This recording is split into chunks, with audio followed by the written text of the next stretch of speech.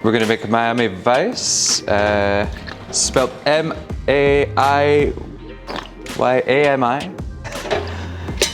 So the original way, not the Miami you're used to now. It's got strawberry shrub, so shrub has a little touch of vinegar in it, just to give acidity.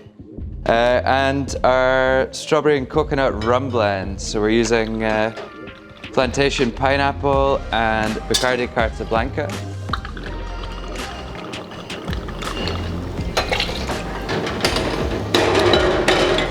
We're gonna give that a little stir.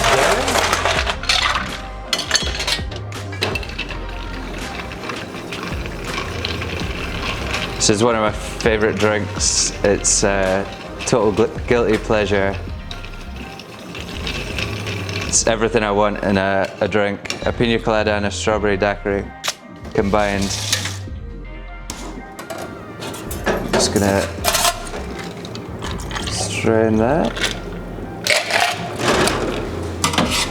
And because Miami Vice is 2 drinks combined, we're also gonna combine 2 different textures and pop a little coconut foam on the top.